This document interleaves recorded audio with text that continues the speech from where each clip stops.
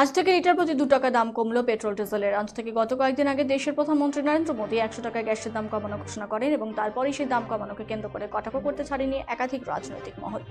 এরই মাঝে গতকাল লিটার প্রতি 2 টাকা পেট্রোল ডিজেলের দাম কমানো ঘোষণা করেন অয়েল মিনিস্টার হরদীপ সিং এবং আজ অর্থাৎ শুক্রবার থেকে এই দাম কার্যকরী হয়। তবে মাত্র 2 টাকা দাম কমায় মোটেই খুশি নন অনেকেই। দাম আরও একটু বেশি কমলে ভালো হতো বলে মনে করছেন সাধারণ মানুষ।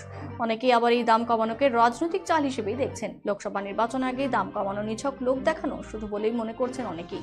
এখন শুধু দেখার বিষয় লোকসভা নির্বাচনে আগে আরো দাম হবে কিনা। ভালোই হলো, একটু কমলো তো আমাদের পয়সা কম লাগবে। আর একটু বেশি কমলে কি ভালো হতো বলে মনে হয়? হ্যাঁ, মাত্র 2 টাকা। সে তো কমলে ভালোই হয়। আচ্ছা, কিছু জায়গায় গ্যাসের দাম 100 টাকা কমেছে এবং এবার পেট্রোল ডিজেল 2 টাকা কমলো।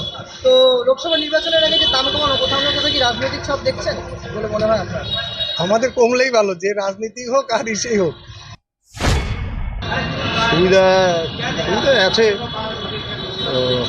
ব্যাপার তো ঘুরে ফিরে সব একই। মাত্র 2 টাকা, সেখানে কি মনে এটাতে হচ্ছিল আর একটু বেশি কমলে ভালো হতো? 2 টাকায় কি এমন কম হলো? মানে 10-12 টাকা কম হতো তার একটা এফেক্ট হতো, সেরকম তো এফেক্ট কিছু নেই।